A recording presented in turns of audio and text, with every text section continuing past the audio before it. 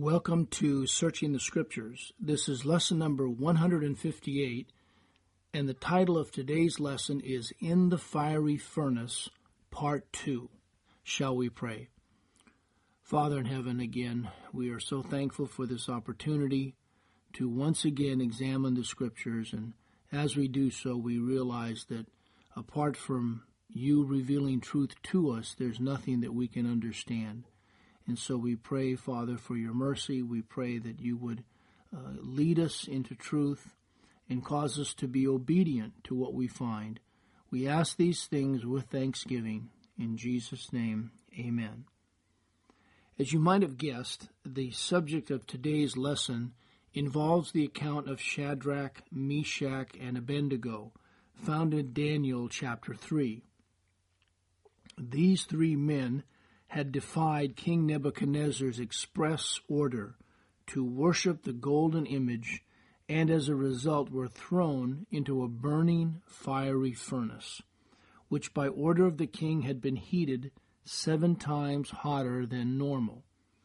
As usual, we will attempt to discover the spiritual meaning in this historical parable and in turn realize afresh that this Old Testament incident is very pertinent to what believers are experiencing today, as we read in 1 Peter 1, 3 through 9.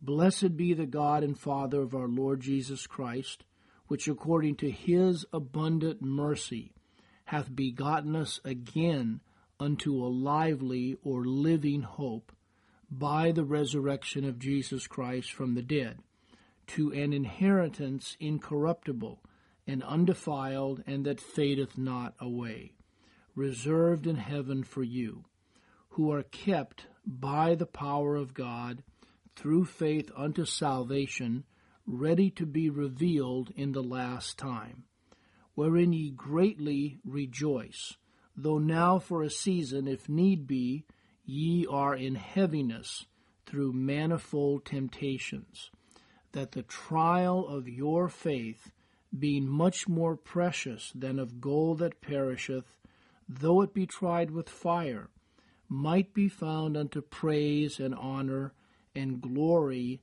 at the appearing of Jesus Christ, whom having not seen ye love, in whom though now ye see him not, yet believing ye rejoice, with joy unspeakable and full of glory, receiving the end of your faith, even the salvation of your souls. We are continuing our examination of Daniel 3, 8 through 30, and I've outlined this account under the following 6 headings, which I hope will make this historical parable easier to follow. Number 1, the accusation. Number 2, the ultimatum. Number 3, standing for truth. Number 4, the consequences. Number 5, an unexpected reversal. And number 6, a new decree.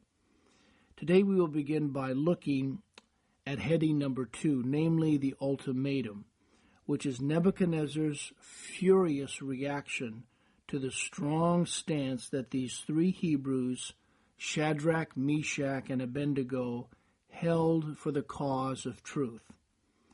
We read in Daniel 3, 13 through 15, Then Nebuchadnezzar, in his rage and fury, commanded to bring Shadrach, Meshach, and Abednego. Then they brought these men before the king. Nebuchadnezzar spake and said unto them, Is it true, O Shadrach, Meshach, and Abednego, do not ye serve my gods, nor worship the golden image which I have set up? Now, if ye be ready that at what time ye hear the sound of the cornet, flute, harp, sackbut, psaltery, and dulcimer, and all kinds of music, ye fall down and worship the image which I have made, well. But if ye worship not, ye shall be cast the same hour into the midst of a burning fiery furnace. And who is that God that shall deliver you out of my hands? What is curious about this ultimatum is the fact that the image in question, this giant statue, which Nebuchadnezzar commissioned to be constructed, was a result of a dream which he had had but could not remember, and which only Daniel was able to interpret.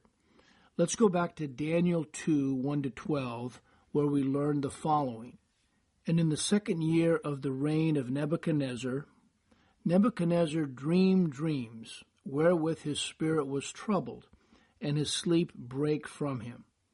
Then the king commanded to call the magicians, and the astrologers, and the sorcerers, and the Chaldeans, for to show the king his dreams.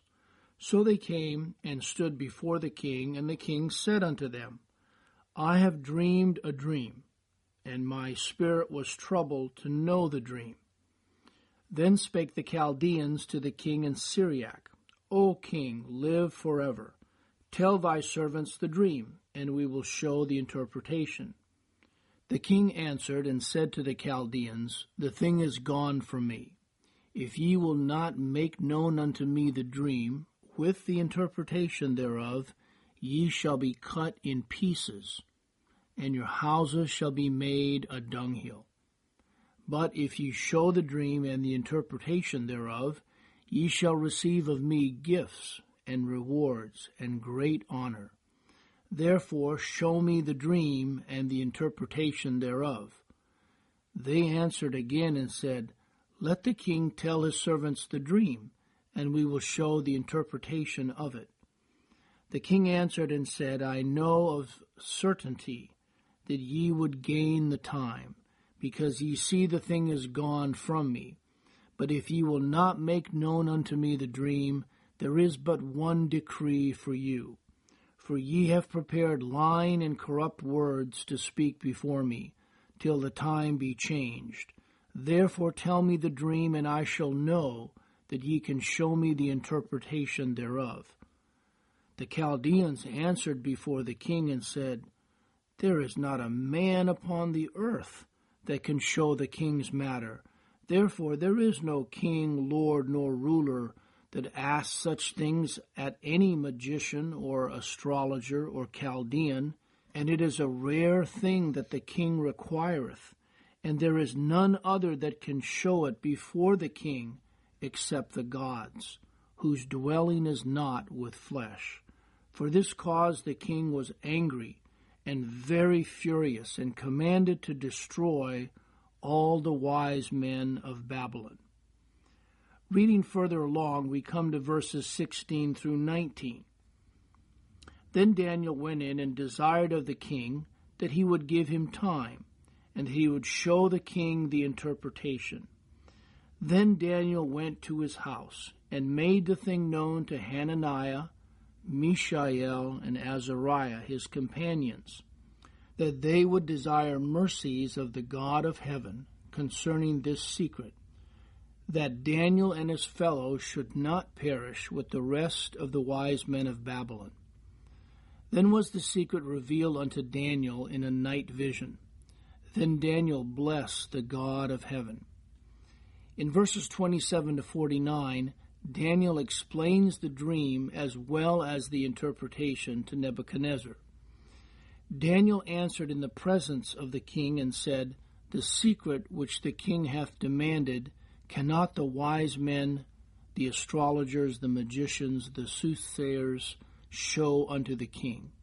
But there is a God in heaven that revealeth secrets, and maketh known to the king Nebuchadnezzar what shall be in the latter days. Thy dream and the visions of thy head upon thy bed are these. As for thee, O king, thy thoughts came into thy mind upon thy bed, what should come to pass hereafter. And he that revealeth secrets maketh known to thee what shall come to pass. But as for me, this secret is not revealed to me for any wisdom that I have more than any living, but for their sakes that shall make known the interpretation to the king, and that thou mightest know the thoughts of thy heart. Thou, O king, sawest and beheld a great image.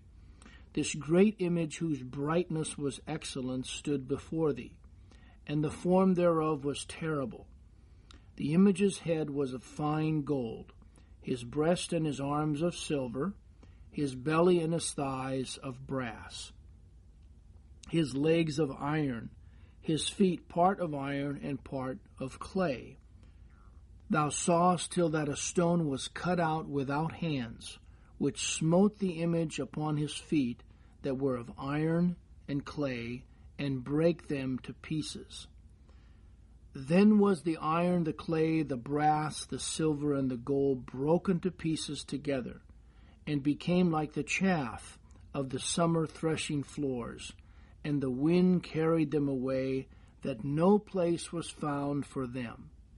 And the stone that smote the image became a great mountain, and filled the whole earth. This is the dream, and we will tell the interpretation thereof before the king. Thou, O king, art a king of kings. For the God of heaven hath given thee a kingdom, power, and strength, and glory.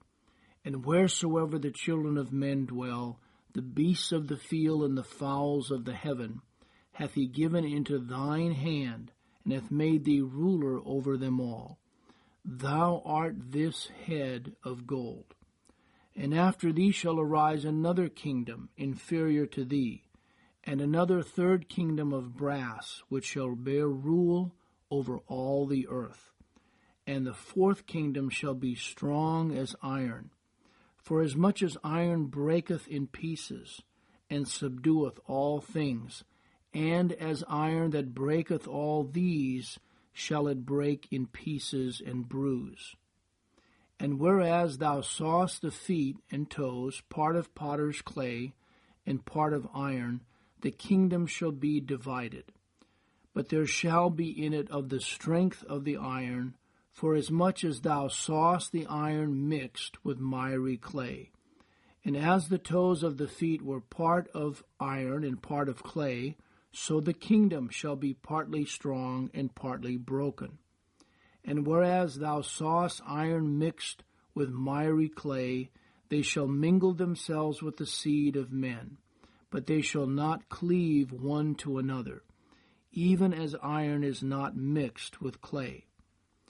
And in the days of these kings shall the God of heaven set up a kingdom which shall never be destroyed, and the kingdom shall not be left to other people, but it shall break in pieces and consume all these kingdoms, and it shall stand forever. For as much as thou sawest that the stone was cut out of the mountain without hands, and that brake in pieces the iron, the brass, the clay, the silver, and the gold, the great God hath made known to the king what shall come to pass hereafter. And the dream is certain, and the interpretation thereof sure.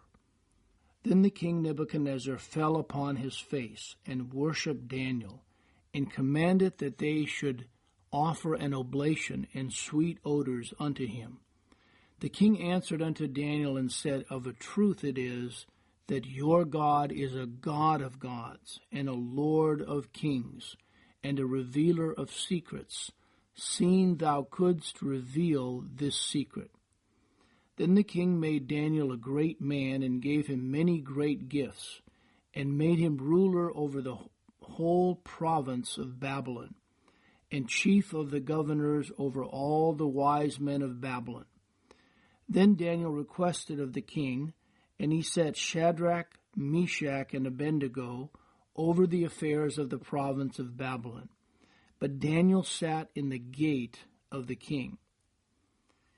Yet with all the above information, we discover that in actuality, Nebuchadnezzar was not the least bit interested in learning about that one kingdom that would never be destroyed, and that would consume every other kingdom upon earth, so that they became like the chaff of the summer threshing floors, and the wind carried them away, that no place was found for them, and the stone, who is the Lord Jesus Christ, that smote the image became a great mountain, and filled the whole earth.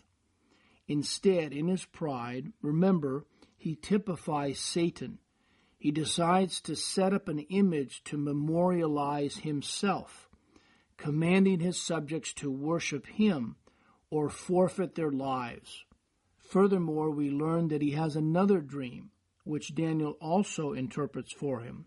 However, this dream comes to fruition as God abases him for 7 years, symbolizing perfection, so that he learns the truth of Daniel 4:24-25. This is the interpretation, O king, and this is the decree of the Most High, which has come upon my lord the king. They shall drive thee from men, and thy dwelling shall be with the beasts of the field, and they shall make thee to eat grass as oxen, and they shall all wet thee with the dew of heaven, and 7 times shall pass over thee, till thou know that the Most High ruleth in the kingdom of men, and giveth it to whomsoever he will. By the way, there are many statements that Nebuchadnezzar makes under divine inspiration in Scripture, which might give the illusion that perhaps he became a child of God. This is not the case at all. You might recall what we read in James 2:19b, the devils also believe and tremble. In the entire book of Daniel, besides Daniel, only 3 other Hebrew men are mentioned: Hananiah, Mishael, and Azariah, known by their Babylonian names, Shadrach, Meshach, and Abednego. Their names appear in Daniel 1:6, 11, and 19, and in Daniel 2:17. In light of the fact that they spent the majority of their lives in captivity and were also thrown into the burning fiery furnace, the meaning of their names is significant indeed. Hananiah means God is favorable. Mishael means who is what God is. And Azariah means Jehovah has helped. In Daniel 3:16-18, we learn of their unwavering faith as they stand for truth and boldly proclaim their allegiance to Jehovah. Shadrach, Meshach, and Abednego answered and said to the king, O Nebuchadnezzar, we are not careful to answer thee in this matter. If it be so, our God whom we serve is able to deliver us from the burning fiery furnace, and he will deliver us out of thine hand, O king. But if not, be it known unto thee, O king, that we will not serve thy gods, nor worship the golden image which thou hast set up. The term for worship in verse 17 is identical in spelling to another word that is rendered as falleth down, and portrays the essence of what worship really entails. You might recall in last week's lesson that I quoted verses 8-9 of Matthew 4:1-11, which recounts one of Satan's taunts during the temptation in the wilderness. Again, the devil taketh him up into an exceeding high mountain,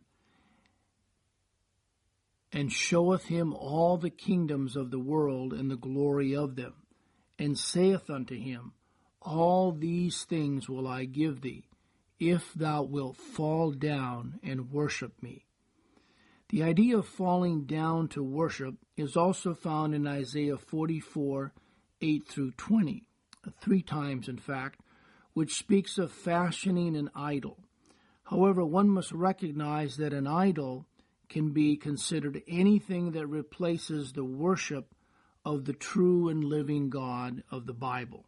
The idea of falling down to worship is also found in Isaiah 44:9-20, where it is mentioned 3 times, which speaks of fashioning an idol. However, one must recognize that an idol can be considered anything that replaces the worship of the true and living God of the Bible. They that make a graven image are all of them vanity, and their delectable things shall not profit. And they are their own witnesses. They see not nor know, that they may be ashamed. Who hath formed a god or molten a graven image that is profitable for nothing? Behold, all his fellows shall be ashamed, and the workmen, they are of men. Let them all be gathered together, let them stand up, yet they shall yet they shall fear, and they shall be ashamed together. The smith with the tongs both worketh in the coals, and fashioneth it with hammers, and worketh it with the strength of his arms. Yea, he is hungry, and his strength faileth. He drinketh no water, and is faint. The carpenter stretcheth out his rule. He marketh it out with a line. He fitteth it with planes, and he marketh it out with the compass, and maketh it after the figure of a man, according to the beauty of a man, that it may remain in the house. He heweth him down cedars, and taketh the cypress and the oak, which he strengtheneth for himself among the trees of the forest. He planteth an ash, and the rain doth nourish it. Then shall it be for a man to burn, for he will take thereof, and warm himself. Yea, he kindleth it, and baketh bread. Yea, he maketh a god, and worshippeth it. He maketh it a graven image, and falleth down therein. He burneth part thereof in the fire, with part thereof he eateth flesh. He roasteth roast, and he is satisfied. Yea, he warmeth himself, and saith, Aha, I am warm, I have seen the fire. And the residue thereof he maketh a god, even his graven image.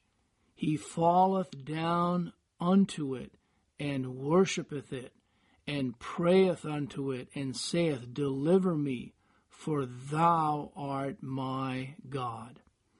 They have not known nor understood, for he hath shut their eyes that they cannot see, and their hearts that they cannot understand. And none considereth in his heart, neither is there knowledge nor understanding to say, I have burned part of it in the fire, yea, also I have baked bread upon the coals thereof, I have roasted flesh and eaten it, and shall I make the residue thereof an abomination? Shall I fall down to the stalk of a tree? He feedeth on ashes.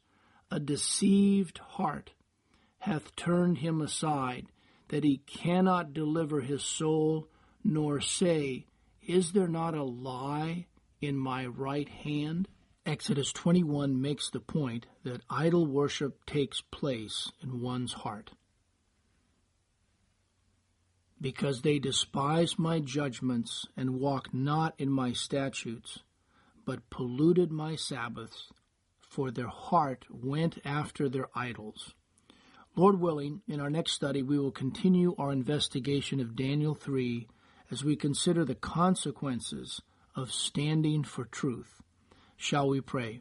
Father, again, we thank you that we've had this opportunity and this privilege of looking into your word today. And we pray that you would continue to guide your people into truth according to their need. And we ask these things with grateful hearts. In Jesus' name, amen.